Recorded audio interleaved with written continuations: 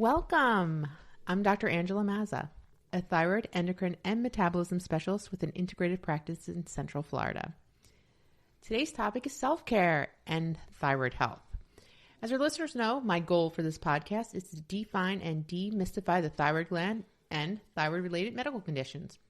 By providing information in an easy-to-understand format, I hope to help patients better understand the ways in which their bodies work and to help them thrive. I'm glad that Dawn Sheffield, my friend and co-host, and very lucky patient, is here with me for episode 15. And thank you so much for having me back. This was yet another really meaningful episode. I'm all know, emotional. Right? Another really meaningful episode for me and for others too, I hope. No listener submitted a question since we announced our book giveaway, so it rolls over. I'm just really upset about that. I'm disappointed. Just as a reminder, the next person to submit an endocrinology-related question or comment to thyroidtalk.mazza@gmail.com will win a copy of my new book, Thyroid Talk, an integrative endocrinologist guide to optimal thyroid health. As long as you have a mailing address in the United States. That's the caveat. The delivery time my email system provides will determine which email arrived to my inbox first. You know, our listener questions and comments always impress me, and I'm always really disappointed when we don't get one. In particular, I think about self-care. Creating a route to self-care by seeking information we don't have yet on any topic. I think that's really special. So I really want to see somebody win that book. You and I know that if our teacup is too small, we sensibly get up and get a bigger cup from the shelf. We can do the same sort of thing with knowledge. We might ask ourselves, do I have as much information and wisdom as I can get to improve the situation? Or do I need more? Do I have the big picture? Could asking for help from friends and loved ones or seeking professionals' guidance give me more insight into this? Might I be happier, more fulfilled? You know, self-care can be simple, but you and I have talked about it can also feel simply overwhelming. And that's why we wanted to do this episode. That's something that we're going to work on today. Right. It really is such a big and important topic. We really may only scratch the surface today. Might need a follow-up episode to cover all that we wanted to include here. At the least, we'll get started thinking about it anyway. Yeah, and I hope a lot of listener feedback on this episode comes our way because that really helps us. And I don't know if folks really know how excited we get about it, but also how much it helps us to know what our listeners are thinking. We want to know what you're thinking about everything. And your input's really valuable. So I'm looking forward to getting some listener input, comment, question. Yes. I feel also it's important to say first, before we say anything else, that self-care should not be confused with selfishness. And I'm going to repeat it. Self-care is not selfish. Right. Unless, of course, you do your self-care to the exclusion of others or while neglecting your other responsibilities, using up the grocery money or the car payment money. Well, for example, that's not good, and that can present a problem. Right. But done properly, in the right proportions, and for the right reasons, self-care might just be the most generous thing we can do for ourselves and for others. Right. But done properly, in the right proportions, and for the right reasons, self-care might just be the most generous thing we can do for ourselves and for others. The most generous thing we can do for those we love. That's the self-care this show is about. Balanced, as always. Balanced self-care can power us through those tough days, letting us give even more of ourselves than we otherwise could. And it can offer us the care and compassion we all need, but may not be getting from others right now. Self-care is a really complex topic in so many ways. In fact, we may assume wrongly that we're all talking about the same short list of very basic actions when we discuss self-care. Say, for example, taking a shower, trimming and filing our nails, eating regularly, drinking enough water. Of course, many of us can agree to those being aspects of self-care. Well, right. But someone told me an interesting thing this week. In fact, it was just very, very recently. She said to remember that self-care is different for every person. Well, did she share what defines self-care for her? Well, she did, and you know how I am. I just asked. Of course she did. I'm not You just sure. play like... Not sure she might have volunteered. I don't know. Probably didn't give her enough time, but she did, and very willingly. You know, I'm making a joke. For her, self-care is represented by at least 2 regular actions that she takes, and she prioritizes them. Imagine. One of them is treating herself to a massage once a month. Oh, that sounds nice. It does. She said it relaxes her mind. She's not asleep during the massage, but in a meditative state that lets her mind relax and rewind. I never actually thought of massage in that way, personally. Yeah, I'm not into massage. I mean, that's amazing to me. So she feels it helps her physical body rest and recover, too. Her muscles and her tendons also feel relaxed and revitalized. And it just made me want to run right out and get a massage. She was really, really enthusiastic about it. And number 2, she also needs time for reading. She said that reading gets her out of her own thoughts. It refocuses her on a different world, someone else's story for a while, and that's a relief sometimes. Yeah, well, I agree about how unique our individual self-care needs are. My self-care needs may be completely different from those of close friends and family members. Just as valid, but different. Though there are some that, to me, seem non-negotiable, really. So, well, if you're interested, Dawn, for me... I am. I didn't want to be nosy. Let's ask. Let's find out. Yeah, well, I'm interested. Because I thought about this ahead of time. I wanted to have prepared answers. Okay. For me, those are, number 1, exercise. And I know I probably sound like a broken record, and I've mentioned this before, but for me, a day without exercise is like a day without sunshine. It's time that's completely my own. It gets my body going for the day as well as my brain. And number 2 would be sleep. I just cannot be my best without at least 7 hours a night. You know, I just feel lousy if I don't get it, and I don't like feeling lousy. No. And if I can be even a little bit better the next day, I really want to. Those are pretty basic ones, but one that might be off the basic radar is my hair routine. It may seem completely unnecessary to some people, but to me it qualifies as self-care. I have specific products I use on a regular basis, and I make time to get my hair done about every 6 weeks. You know, Dawn, everyone in the office knows when I have my appointment scheduled, and I actually put it on the office schedule. So that's the only way it's going to happen. It's the only way, because someone's going to schedule another patient at that time, and I got to be. The calendar is our friend. They know that Dr. Mazza has to be done seeing patients at a certain time on that day, and has to be out of the office. You know, for others, it might be an afternoon spent golfing or playing mahjong or fishing, even, for example. So, Dawn, what are 3 of your non-negotiable self-care actions? Well, that is a hard question. And I did, like you, I had to think about it. Not because I couldn't come up with any, but there were so many that I would like to incorporate into various days. Things I think are really crucial. But it's difficult. And, you know, we have to do it at a pace that is manageable. So I'm going to choose 3 that are must-dos right now as we enter 2023. I'm going to say first. I can't believe I'm going to say this. I had to take a long pause there. Oh, I don't want to hear about the owl. No, I don't want to hear anything about the night owl. No. I'll say first that continuing to prioritize sleep, knowing how crucial it is to the body and brain. And yes, I don't like to feel lousy, and I don't like to feel foggy. So brain fog. And now that I recognize those things, then now I'm really aware of it. So there's number 1. I bet you're happy. I'm very happy. Happy. Yay. Yay. Sleep leader. Yeah, the sleep leader. Second, I'm going to say learning techniques for better managing everyday stress. Mm-hmm. So, for example, Breathing techniques. And this sounds woo-woo, but it can be very real, focusing on positive ideas and gratitude.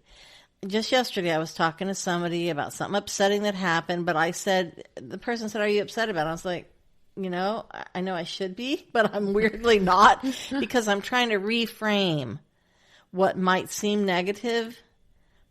I'm trying to reframe it to find some positive aspect. And I was working on that, and I felt much better about whatever it was we were talking about.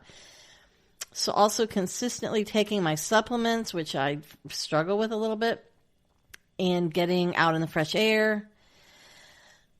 But a really big one, which I just realized I didn't mention, is creating art. And by art, nice. Arts and crafts and art.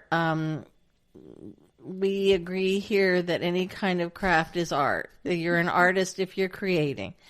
So watercolor just happens to be really pleasing to me. I am not good at it, so it takes all my concentration. But so do many other forms of art. So I like to dabble in a few crafts. I really recommend dabbling in a few crafts and art forms fearlessly like a child. And that's what I do, because I'm not going to be an expert. I love making quilted things, and I embrace the imperfections, and I'm good with that. And third is adding more of both aerobic and anaerobic movement to my day. Stretching, even if it's just stretching, working with weights to build bone. Big refocus for me right now. So that's my top 3. That actually sounded like more than 3. Well, that middle one, but you see, that's the problem with this topic, is it's complicated. So when we talk about managing everyday stress, that all falls into there's like a whole big old bunch of stuff about that. And to be honest, when I started thinking about it, that's why I said earlier it could be simple or simply overwhelming. We got to find the balance. We got to find that balance in there, like you said. So when you think of this huge topic, self-care, what's it look like to you? Well, first, when I think about self-care, I think of how, and we've discussed this before, on an airplane. If the plane starts shaking, the oxygen level drops, the oxygen mask release in front of each passenger, right? I hope so. I haven't lived through that. That's how I imagine it happens. Thank you. I think they do. I think they just drop. They just right down. I think that's what the flight attendants told us. Well, we're told to put on our own mask first before helping anyone else, even children. It actually goes against our natural inclination, helping our own selves first. Like handing a platter of food around to folks at a table. We're trained that's rude to take your scoop out first, right? My gosh, is it? Who wants to be rude? No, just joking. But on the airplane, and again, luckily I haven't lived through this, you have to put your own oxygen mask on first, because if oxygen is limited for any reason, we only have a really short period of time before passing out. Getting our own oxygen mask on first allows us to better and more quickly help the others that depend upon us. Because if we pass out, game over. And I think it is a pretty short amount of time you have. Yeah, so, I really don't want to live through that. No, I don't either. I'm happy not to, but it's really good to know. But it's a good analogy. It's good to know that that's what has to be done. I may pass out from shock, but... Well, the shock... Yeah, I could pass out before they even fall down. I don't know. But that's the thing, that taking care of ourselves first. This is a huge issue. It really might feel like the opposite of what we've been trained and frankly brainwashed to do all our lives. Like not taking our scoop of food from the platter first. I'm going to stop. I'm going to stop doing that right away. And I don't. I'm just going to plow it on. Put it on my plate first, because oxygen mask might drop. I got to be ready. No, I'm just teasing, okay? But we don't take our scoop out of the platter first. We serve everyone else. But how we've been raised, many of us, is, okay, well, you served everybody else, and now if there's no turkey left at the end, oh, well. Just so many of us were raised this way, and some of us feel we have to do everything for everyone else first, to the point of nothing left for us, and then guess what? We're supposed to smile about it. Right. So maybe we've been raised from childhood to meet the expectations of others over ourselves without question. Maybe it was modeled for us. Maybe a parent, say, for example, working to exhaustion without resting and eating properly, and then maybe not having the energy to work on their relationships. And now to be clear, before we get any deeper in this, for me and for most of us, caring for others is at the core of being human. Many of us, including me, get great joy from helping others, even strangers. We want to do these things. We want to be helpful. We're not suggesting doing away with caring. We're suggesting caring with safety wheels, caring within boundaries that preserve us and our health too. I think you're exactly right. Caring might become a problem when we shift awareness away from our own needs, when we forget about our own health. Perhaps we regularly sacrifice our own joy, our own health and energy, or just time to take our meds in order to make time for others' needs. Then if there's a minute or just a second left over, only then we'll maybe grab a bite, something quick and easy to eat, maybe not the healthiest, while we keep right on prioritizing the needs of others. If we make a habit of that, eventually we may not be able to help ourselves, much less anyone else. But sometimes it feels like there's no other path for us. Or if there is, we just can't follow it. Like it's wrong somehow. Yeah, and that's the thing. It may never occur to us that putting ourselves last hurts us, sure. But it really hurts everybody else too. It literally endangers those we love. And it took me a long time to get to the point of realizing and being aware of this. But we have to recharge too, to be strong and rested, not just for ourselves, but for those we have pledged to take care of. So here's what we're talking about. Say you're driving the car with family members in it. I don't know where you're going, but, while you're sleep deprived, that's just as bad as driving drunk, really. Yeah. Or you haven't eaten, so your blood sugar drops and you feel woozy and lightheaded. We often don't realize we have to write our own permission slip for self-care. And doing so is how we may offer our best level of care for others. It's how we keep them protected, sometimes from us. Sometimes finding time for ourselves means saying no to events and requests that interfere with our own needs at a given time. We have to find time for self-care and self-reflection somewhere, but not by becoming a night owl and giving up sleep. It might feel awkward to say no at first, but I see it kind of as a life skill. I accept that I'm not perfect and can't be perfect. Nobody is.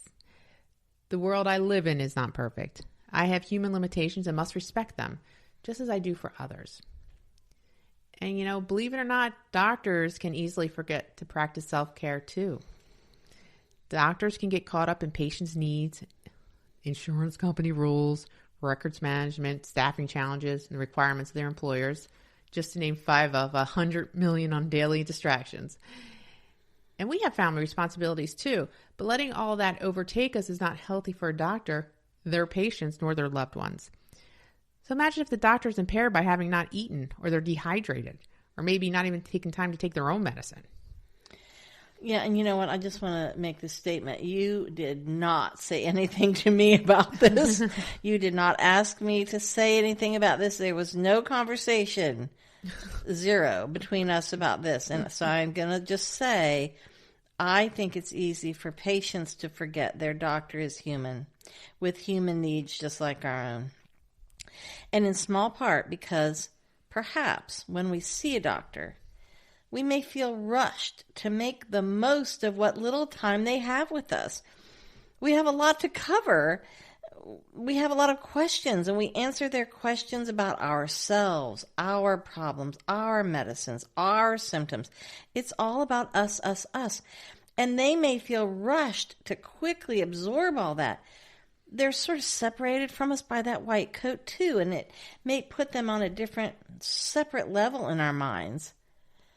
There have been only a few times I can think of right now when I was able to really converse with a doctor about them, about their life, about their family. Often there's just so little time in which to do so. And that is not necessarily the doctor's fault. And this is another thing you never brought up with me. We did not have any chat about this. This was entirely from me. I do not think that many times it's the doctor's fault. Short appointments may not be a doctor's greed, as some might think. Doctors may be required to see a certain number of patients per day, meaning they can spend just X number of minutes with each person. They may have little to no control over their scheduling. I can't even begin to imagine how unsatisfying that can feel as a doctor. They aren't always their own boss, and we shouldn't assume that they are. Imagine how important it is for them to prioritize their own self-care. So we can put ourselves in a doctor's shoes to see how crucial our self-care is to those who depend on us, like how we depend on our doctors. Oh, well, thanks for pointing that out, because we are human, but we're here to take care of our patients too. But self-care for medical practitioners really is so important. When we don't practice self-care, we just can't care for others. Unfortunately, that also leads to high rates of physician burnout as well. I've seen it happen myself.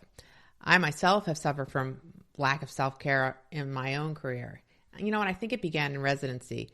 Then I took on a job in a position that really perpetuated poor self-care habits. Taking care of ourselves as providers was not encouraged nor prioritized. It was always more. I didn't take care of myself or take the time to care for myself for many things, including being hydrated, which is something I'm working on. That led to an issue with kidney stones that I'm still dealing with, despite the fact that I'm super diligent about drinking plenty of water. So you see, when we as healthcare providers get sick, it negatively impacts our patients as well as ourselves. By the way, one thing that helps me a lot is preparing as much as I can the day before any sort of appointment or event. Everything is much easier and less stressful when I'm prepared in advance. So setting my clothes out a day ahead of time, for example, preparing my notes and lists small things that can make a big difference in lowering those cortisol spikes. And that's a way to practice self-care too. Perhaps that's why preparing as much as I can ahead of time makes me feel so much more at ease. When it comes to the office, I start all of my notes ahead of time, get all my lab results ready, mainly so I can arrive the next day feeling prepared and calm. I know how much it helps me being pre-organized. I'm not always good at it, but I really try because I can tell the difference, especially when I'm pre-organized. There's no rushed panic at the last minute. Right. Ironically, though, and you're free to disagree with me on this, anybody is, but I think that some folks may need more work to do.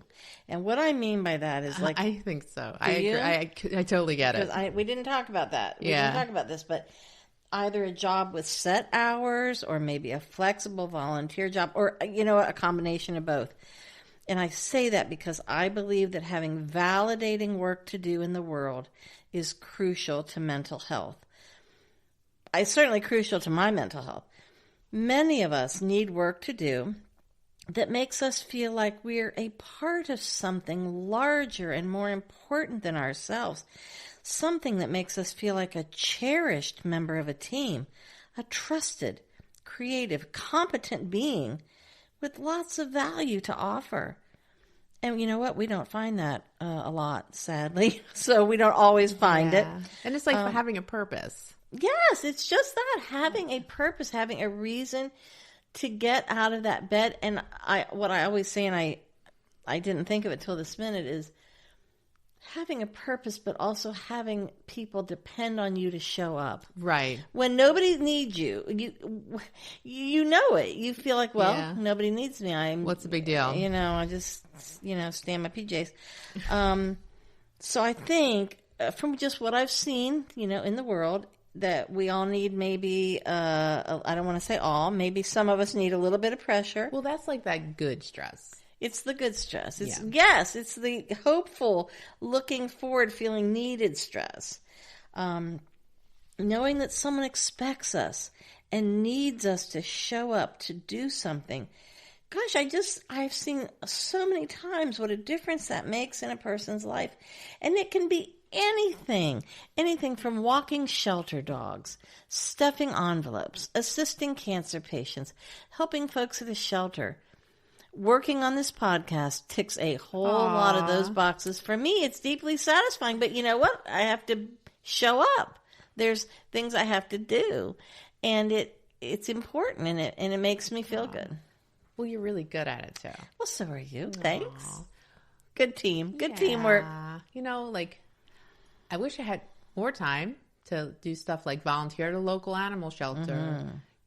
But that's a great activity. Oh, yeah. Creating blankets, cage liners for shelter pets can be a really fulfilling activity. And you don't have to work directly with the animals. You can, or you can choose not to.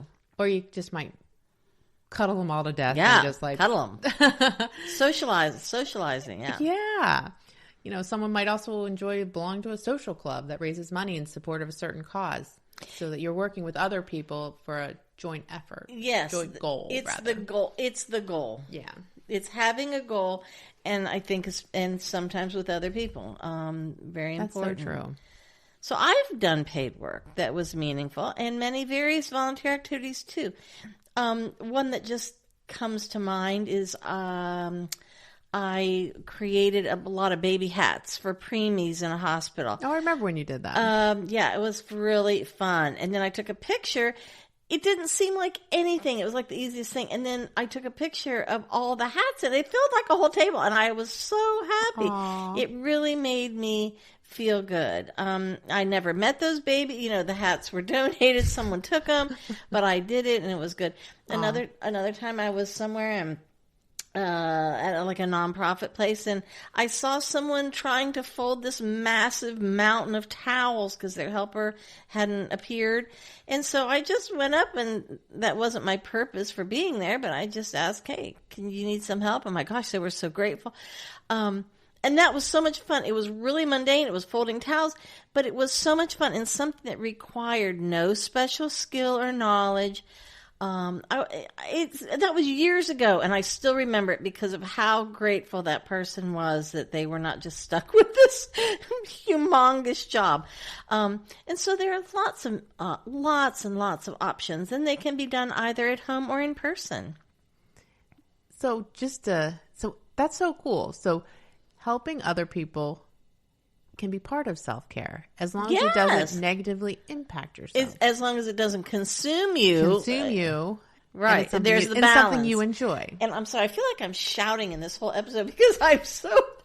She's super excited about it. Excited about it. I keep noticing I'm just screaming practically. Well, I think you made a good point there.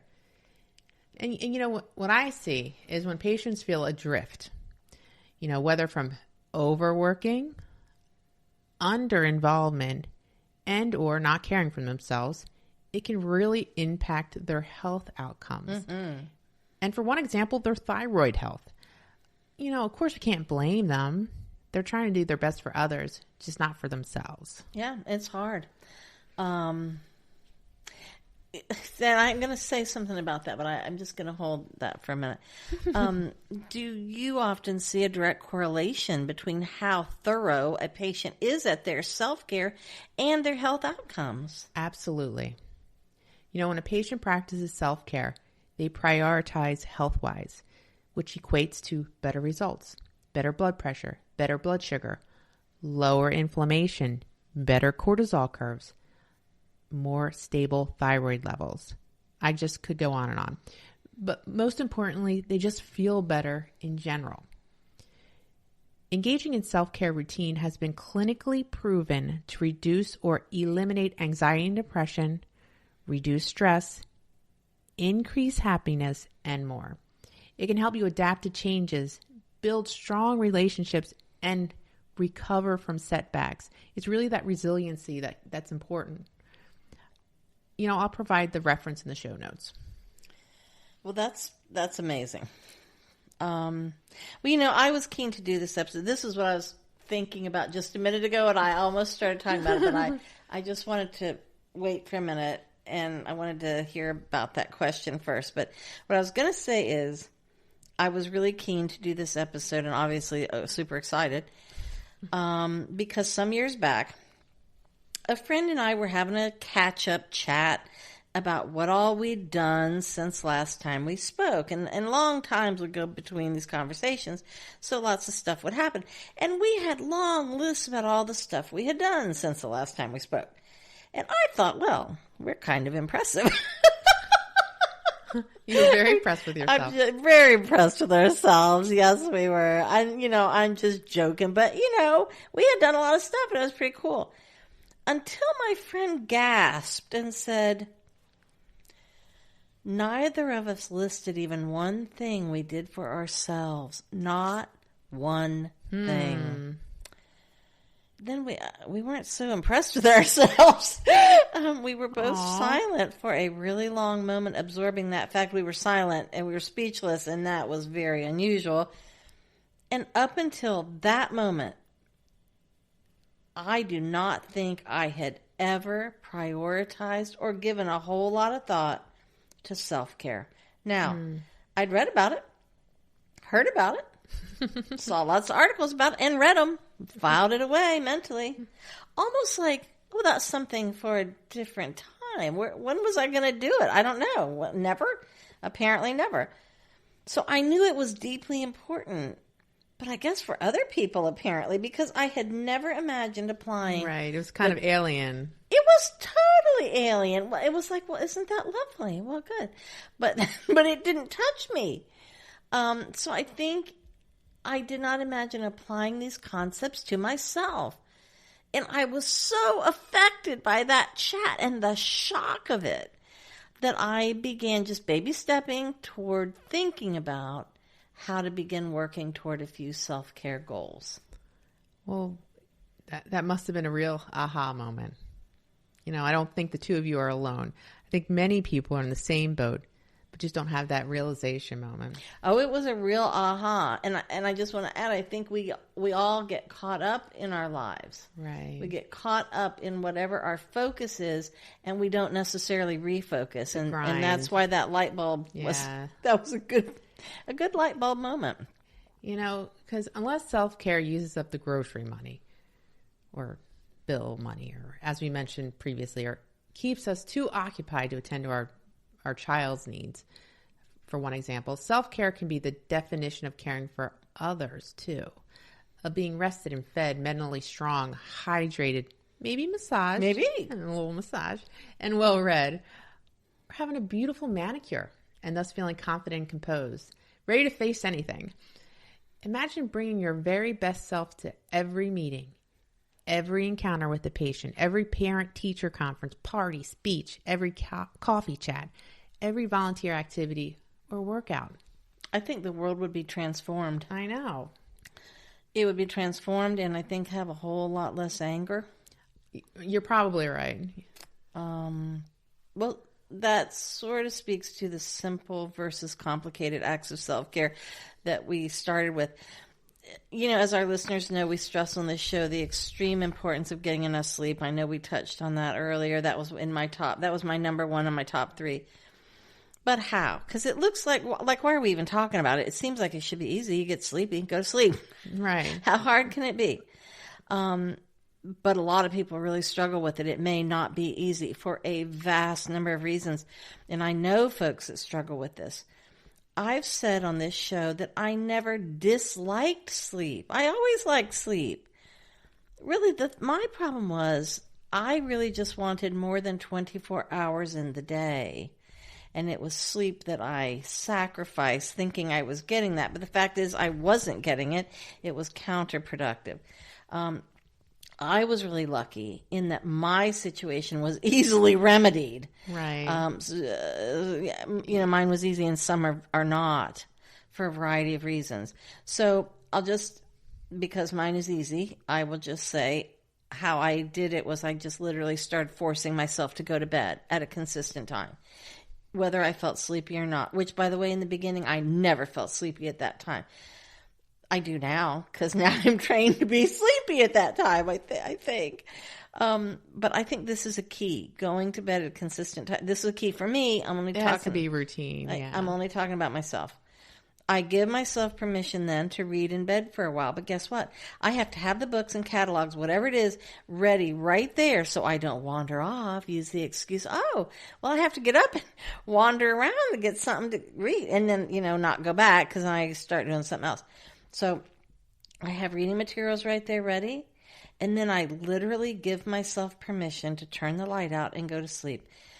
And I was just thinking about this the other day. At first, and just very occasionally now, but at first I would have these annoying thoughts like, oh, you left that clean, wet laundry in the washer again.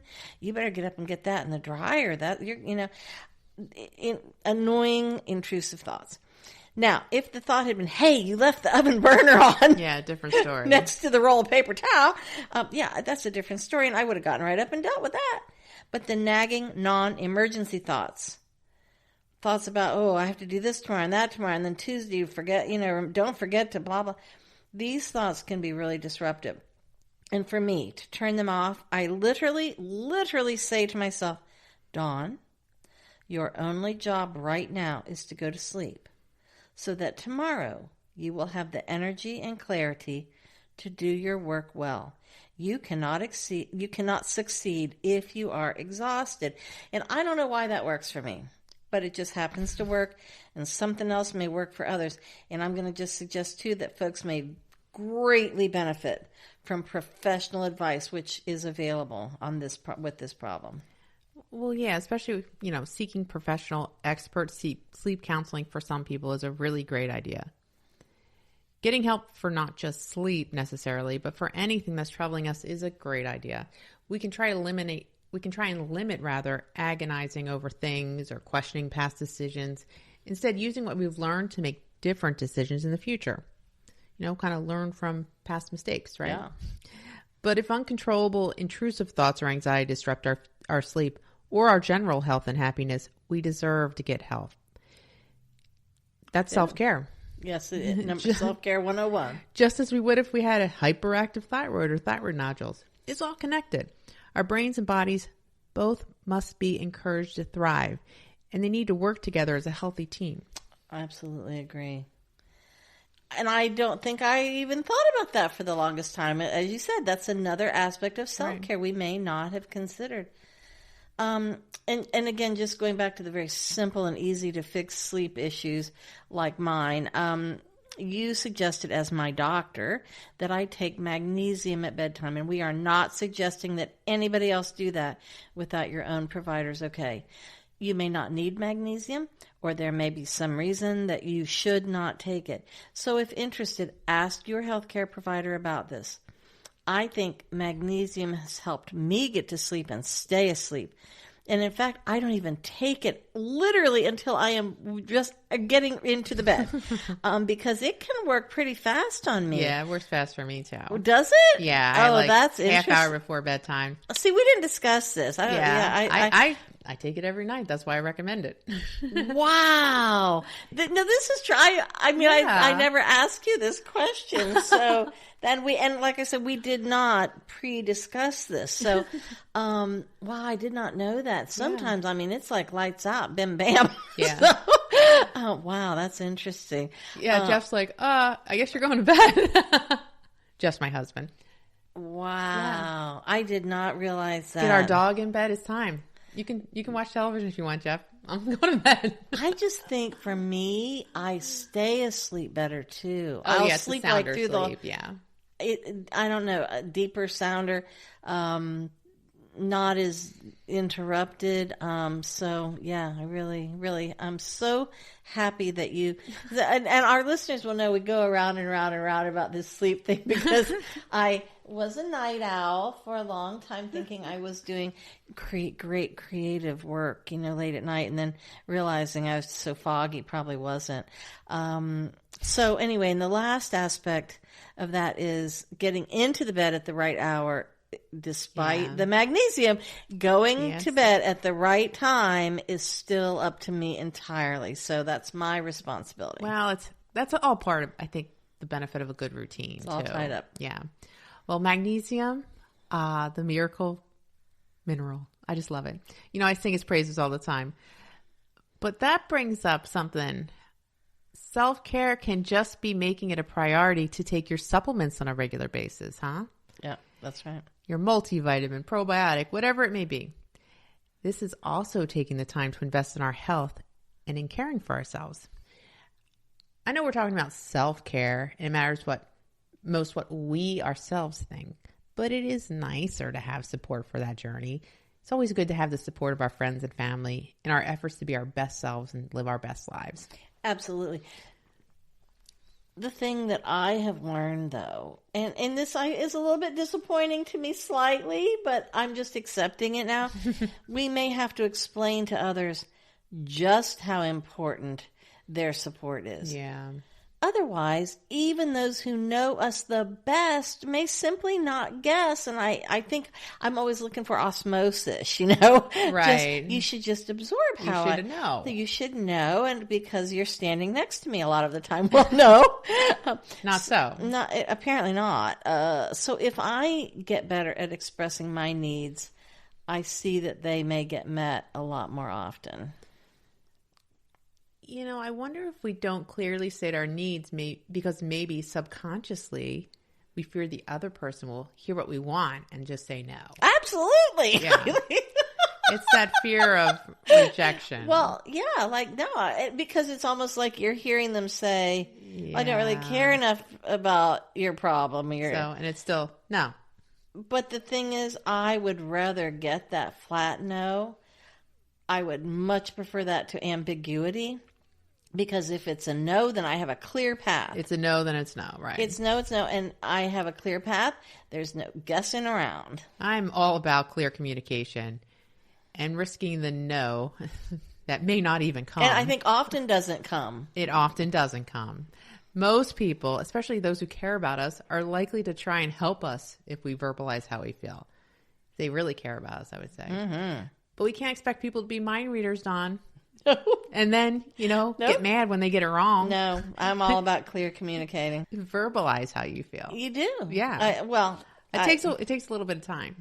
It does, because I think, again, we have that fantasy where we grow up with that somehow, the fantasies we grew up with, you don't even have to communicate anything. Right. Somehow I know we've had this conversation. They just know. They should know, but they don't. And then I'm like, what in the world? And yet I'm always shocked. What? But now I guess I'm just over it. I just realize that if I don't want to do something or don't like something or whatever it is, and I don't have to be rude about it. I don't have to be a big jerk, but I can just say, why? I believe I would prefer to there you go. X, Y, Z. And it's surprising how well that goes, but we always expect that NO. Yeah. We always expect the NO. And here's the thing too, that's the flip side. I cannot do everything that I want to do. I can only do a tiny fraction of what I want to do, much less all those other things that actually have to be done.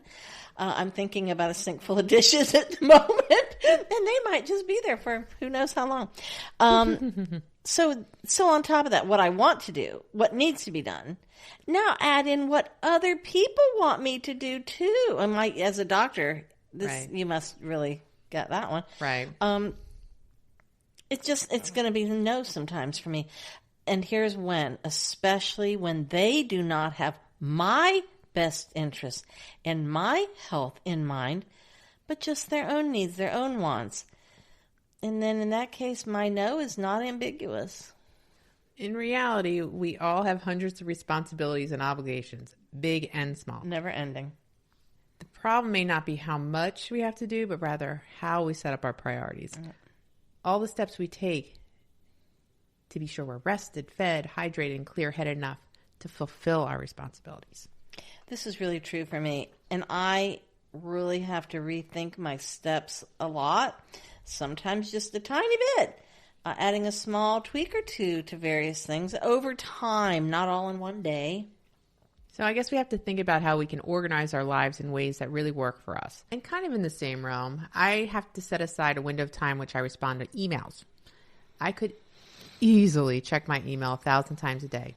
Plus, using the electronic medical health record, it's also called an EMR, which is what we use in the office, is really common for medical offices. One of the blessings and curses of the EMR is that I can access it from my home computer. When I say blessing, it's convenient to check a lab result or phone in a refill order if need be. But it can get out of control if I'm using it to do notes at night or on weekends when I should be out of the office. Oh, that would be a problem. So that's been something I've been really working on. Because emails, lab results, and prescription refill requests won't ever end. So I try to make it a rule to try and keep those things at the office. You know, there's always exceptions, but I try to keep with that. A mentor of mine told me once, and I just remember it so vividly, and Dawn and I, you remember we talked about this. He said, "Oh, yeah. Angela, you have to be selfish with your time." And that kind of ties us into how we started. I don't really think he meant it like it might sound. Not selfish, self-caring. He meant to say it's important to set boundaries. Some of us work in fields where nothing is ever really complete. You know, there's no like end to a project. And we just have to accept that. Setting boundaries on time is a good way of stepping away from work, for caring for others, and prioritizing self-care. Wow. And, you know, I feel tied into that if we stress about failing at self-care and everything else, that stress can negate some of the benefits of self-care. And, you know, not be able to do our entire list of things every day. No, hardly at all. Yeah. Trying to do it, you just set yourself up for anxiety and depression. Imagine how just working toward the goal of more or better self-care, more or better sleep might feel. Or exercising without judging those amazing bodies, just nourishing them with food and movement. Loving them whatever shape or size they're in. I think it might just feel like deep appreciation. I believe it might just feel like the deepest and most satisfying respect that comes only from deep within ourselves. And that might be the greatest self-care blessing of all. Well, listeners, thank you for sharing your time with us. I hope this discussion was helpful. Let us know. In our next episode, we'll cover this podcast. Thyroid Talk 2022 in review. I am really excited to revisit our first year. Oh, me too. And I'm sorry, I was just going to say, I love recap shows, you know, of a previous year. I love really good ones, and I hope ours is one of them. I hope so. I hope, fingers crossed. I will say on the subject of self-care that listening back to those first few episodes are a bit painful for me. Part of my self-care recovery is just forgiving myself because I was just, this is a learning curve. You shouldn't feel it's that a way. learning Why? curve. You were so relaxed. Oh, wow. I was so nervous. I was so worried about making some mistakes. I can hear it in my voice. Sometimes I'm squeaky. Sometimes I'm barely, I'm speaking so slowly. I was trying to enunciate every syllable. It was crazy. Sometimes I don't think I was breathing. Breathing's important. Breathing is very important. Yeah. I was holding my breath. I know I was. I could hear it. But so in part because of this, it will be a lot of fun, and I have. Yeah, it'll be a good time. And it's good times. Good times. That's our motto here, folks. Good times. But oh my gosh, some of them are so funny, and I have been laughing and thinking. So listening back has been fun and funny, and an exercise in self-care as well. Aww. So there you go. I love how you tied that in at the end. It just will popped be in fun. my head right it this will minute. Be fun. Well, listeners, I wanted to do this podcast to provide life-saving education and to encourage folks to see a doctor in time to prevent or minimize damage. That's deeply fulfilling. I enjoy helping folks understand how all aspects of their lives are tied to both thyroid and overall health.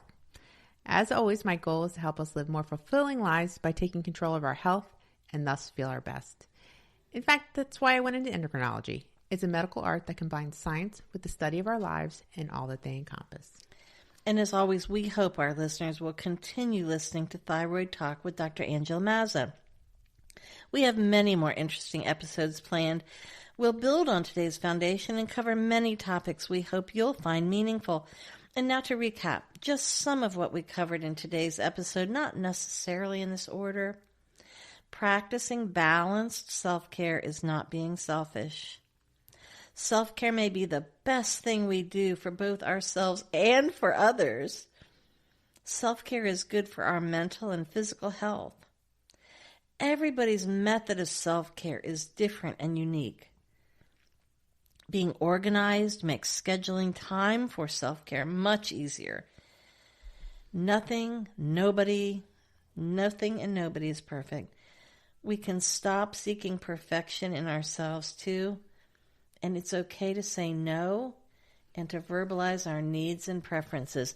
But best of all, as always, we learn that we can impact our thyroid health. As Dr. Mazza mentioned, in our next episode, number 16, we'll discuss Thyroid Talk 2022 in review. It should be fun. Wow.